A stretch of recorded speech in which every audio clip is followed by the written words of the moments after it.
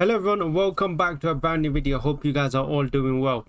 Now I'm recording this right after Spurs have just lost the UEFA Super Cup, whatever it is. They lost to PSG, and to be honest, at 2-0, man, at 2-0, I was not happy. I was very nervous. For imagine Tottenham to win another trophy, another European trophy, something that Arsenal haven't won, another European trophy within 2 months. It was crazy. Honestly, I thought to myself, wow, this could be the night. This is going to be a very, very tough night. I was thinking of, I'm going to turn off all social media. I don't want to see it. Don't want to hear anything. And something we're going to talk about in this video, I really thought this next deal that was going to speed up in terms of Tottenham. But Tottenham isn't at the end. They bowled it 2-0 up to go down, 2-2.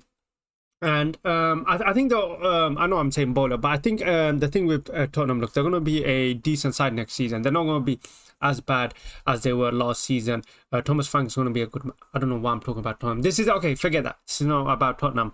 But yeah, they lost on penalties, and yeah, so luckily our night was saved. But let's talk about the main topic. I can't believe I was about to do a Tottenham review or something. But let's talk about the main topic, which is Eze. The reports have come out. Fabrizio Romano has confirmed that apparently Tottenham are back into the race with Eze, and this is the worst news. Honestly, this is the worst news as an Arsenal fan, because of the fact that this was a deal that, this was a deal I was hearing in early July that Arsenal were linked with Eze. Also talking to Eze every single day. It seems we're talking so much to Eze that we can never meet up. It looks like something's not working. We're talking to him every day. We're advancing onto the deal so much that I think maybe we must have went past him. That's how much we've been talking and advancing, that we just haven't done anything. We haven't agreed any personal terms or nothing. But the thing about this deal is something that I feared that was going to happen. If you remember when Eze was linked at the start of Arsenal's, when the news when it first came out, for me, I always saw Eze as the alternative to the left wing. I know there were reports at the time at David Ornstein saying that Eze and a winger is going to be separate. How Eze was going to be a separate deal to a winger. I knew that was all bogus. I knew Eze. I mean, I've supported the club long enough to know how it works. I had a feeling that Eze was definitely not. It wasn't a separate deal. There was definitely a connection between the deal. And now, of course, we're hearing the usual narrative that we always hear, that we need to sell to buy. We always hear it. I don't know how Arsenal's trust. I don't know how we are in this policy or how we operate now. It's almost like one in, one out. It feels like that is our transfer policy, and it feels like when it comes to the crucial players, it feels like someone has to let go. And the thing is, we're so bad at selling players that this policy simply doesn't work. If this was a Chelsea, then I'd understand this policy, because these lot can sell players. They can sell anything. But Arsenal, a team that struggles with selling players, I saw the most what do you call it, our highest transfer fees in terms of selling players. Nicholas Anelka is up there.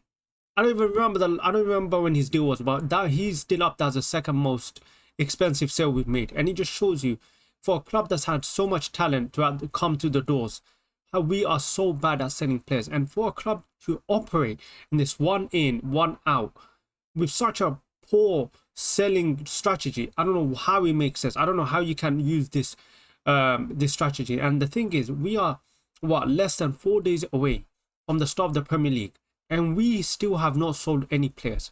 We still have the likes of Lokongo.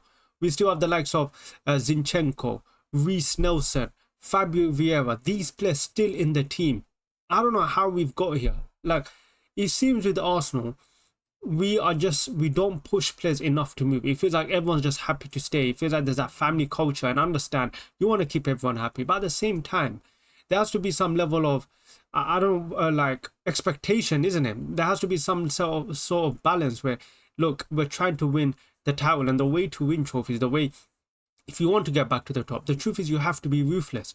And if Eze is one of your signings, if it is dependent on outgoings, and you believe Eze, like I believe he is the one to essentially help close the gap, if that is the case, then you have to be ruthless to get the player you want. And that, if that means offloading these players, if that means not registering them, if that means not taking them to preseason, then do it. So be it. Just do it and get them off the books, because it feels like now it's every week. 2 weeks ago, we were hearing David Ornstein report that Fulham were in advanced negotiations, maybe 2 or 3 weeks ago. and he's still here. And I'm not saying anything bad, but I'm just saying, like, how are we still here? How can 3 weeks ago a deal be advanced and now he's still here? How can we hear rumors about Trossard leaving, but they're still here? No bids are coming in. So I don't know what is going on, but we are 3 weeks, 4 days away, and we have made 0 sales.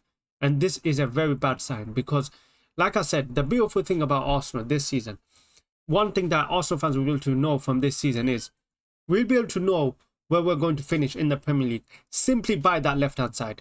That is probably the best thing about this season. We will know September 1st. Not even September 1st, actually. We'll probably know by the first 6 games.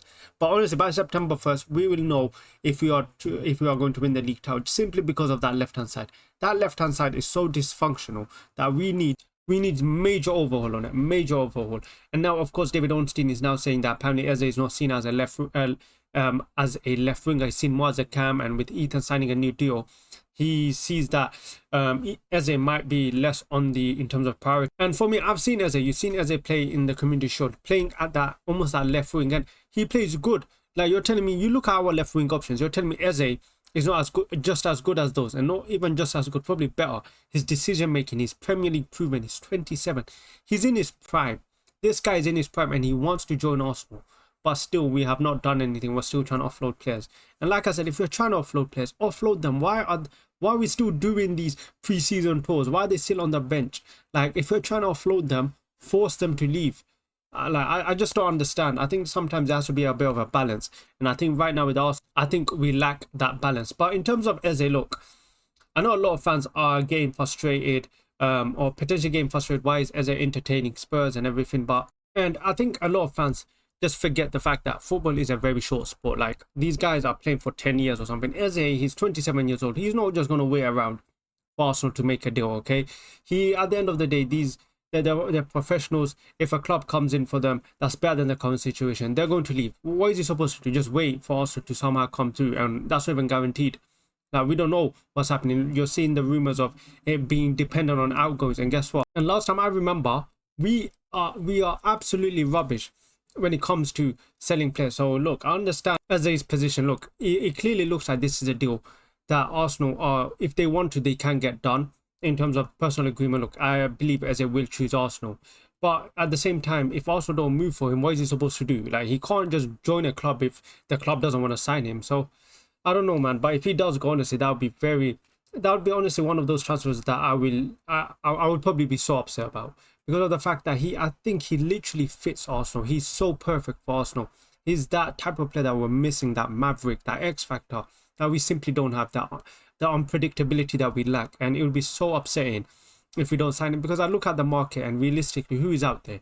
What are you going to get? There's no one out there in terms of the left wing market. A Rodrigo, who looks like he's going to join Man City. So there's really no one out there in terms of that left wing side. And I think he's the perfect player, Premier League proven as well. So it makes so much sense for us to sign him. But I don't know, honestly, because it's not looking too positive right now. Apparently his clause, his release clause or something, whoever, expires on Friday. So we don't know, honestly, but it's not looking too good with him until we really see any players move, which I don't think we will until maybe next week, until after the first Premier League game. But yeah, very upsetting. And I think the one thing that probably annoys me about this transfer, and just the left wing itself, is the fact that, look, when we enter the season, for me, the striker and the left wing were equally important. I don't know why the left wing wasn't addressed as one of the #1 priorities. We saw last season what happened with the left wing.